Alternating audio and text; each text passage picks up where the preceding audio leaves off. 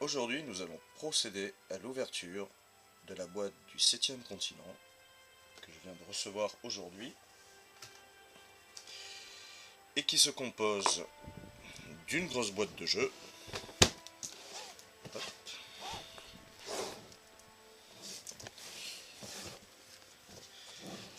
Et d'un paquet contenant les 3 extensions offertes en stretch goal dans l'opération Kickstarter. On va procéder à l'ouverture de la boîte.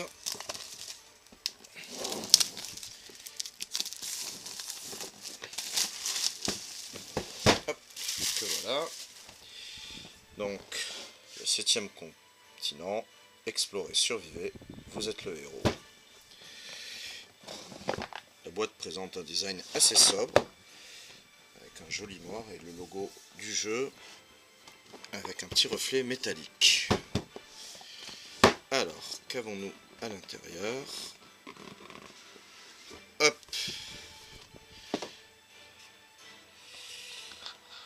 Alors. Donc, on trouve en premier lieu un petit mot de remerciement. Chers contributeurs, blablabla, blablabla, en français et en anglais. On a ensuite le livre de règles, dont le papier a une trame un peu particulière. Je ne saurais pas comment dire, c'est pas du papier glacé. Ça donne un petit côté vieux carnet, bien que le livre soit en très bon état. Donc c'est a priori la même version que le livre qu'on peut télécharger intégralement et gratuitement sur le site du jeu www.the7thcontinent.com. Hop. Alors ensuite on a les fiches de rappel qui sont en carton.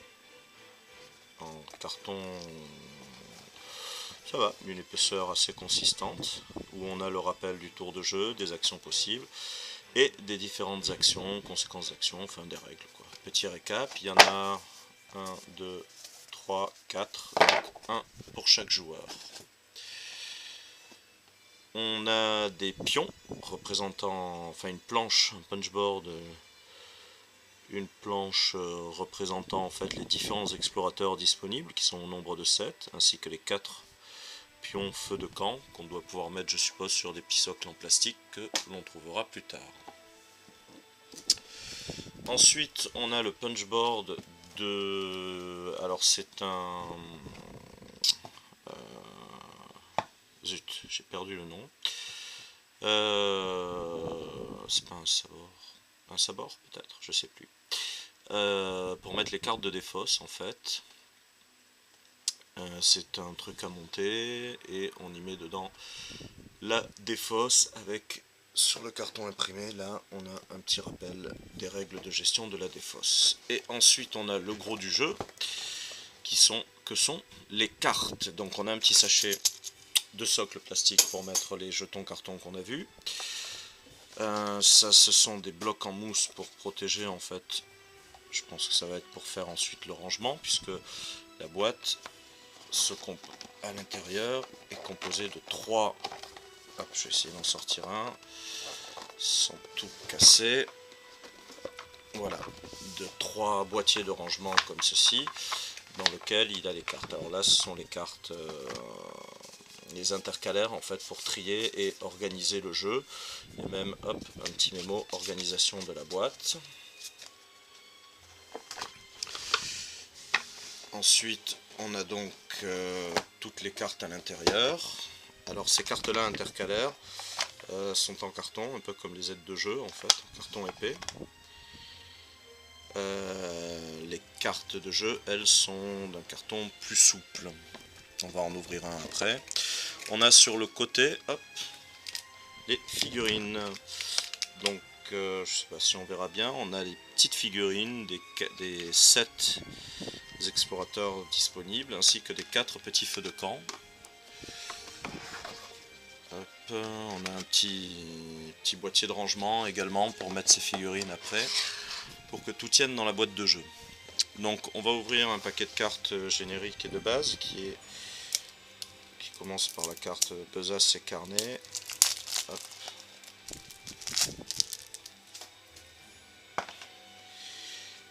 Alors donc là on est dans un carton, effectivement un carton beaucoup plus souple. Ce sont toutes des cartes carrées, donc ça c'est un peu les cartes standards du jeu en fait, tout ce qui est équipement qui n'a pas trait directement à la partie en cours en fait, qui sont les équipements un peu de base génériques. Donc ça c'est la carte dans laquelle on mettra tout ce qu'on va découvrir. Ça ce sont les cartes de personnages. Il y a un petit historique sur votre personnage au recto, enfin au verso plutôt on va dire, et une fiche personnage détaillée avec les pouvoirs, capacités particulières de chacun des héros. Ah, on a même des cartes, ça c'est assez sympa, pour créer son propre explorateur. Voilà, ouais, c'est pas mal. Ok, alors ils mettent uniquement si vous jouez seul, ça c'est, je pense, pour éviter des déséquilibres de pouvoir entre les différents personnages. Tout ça, ce sont les cartes qui permettent de faire la sauvegarde du jeu. On a ensuite les malédictions et ensuite tout un tas de cartes bleues qui sont les objets. Des objets. Bon, alors après il y a tout un tas de paquets de cartes. Il y a beaucoup de cartes, ce qui permet d'assurer une grande rejouabilité au jeu. Hop. On a de différents types, puisqu'on a les objets et compétences avec leur fond bleu, on a les cartes d'exploration brouillard, on a les cartes de lieu, voilà, les cartes particulières de lieu et tout un tas d'autres choses que l'on découvrira au fur et à mesure. Donc on va ranger le sabot de cartes, les figurines. Hop, on va essayer de pas trop abîmer ça. Alors c'est marrant parce que le carton pour faire le sabord du deck de la défausse, en fait, le côté blanc a un petit effet nacré, on dirait que ça peut être phosphorescent. Bon, je pense pas que ce soit le cas, on verra bien.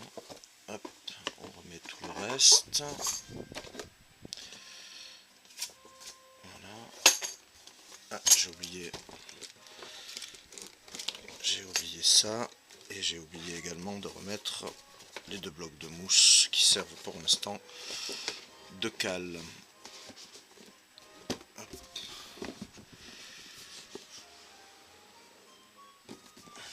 Ça c'est pour la boîte de jeu. On va voir au niveau des extensions.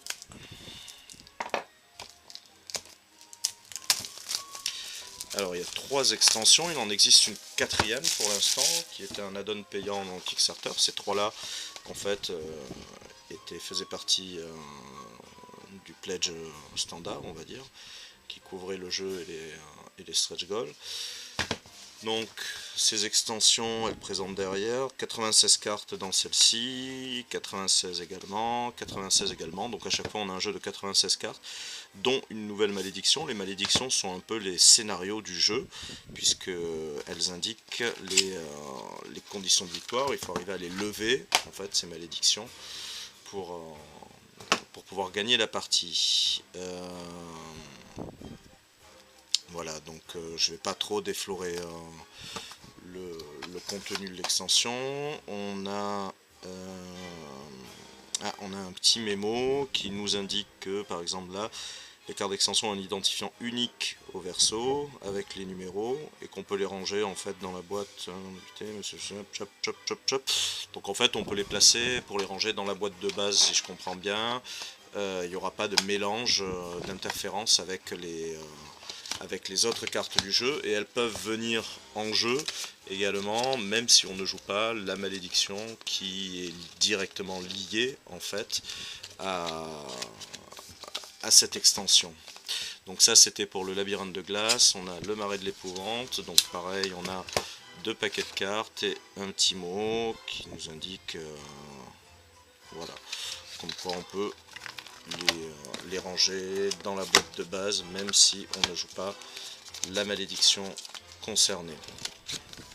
Et ensuite la troisième c'est le sanctuaire interdit, donc bon je vais pas l'ouvrir, c'est le même type de carte, de contenu. Donc voilà, c'était l'open the box, c'était la première vidéo pour le blog, donc vous m'excuserez si des petits problèmes techniques on va dire. Et c'était l'open the box donc pour le 7e continent.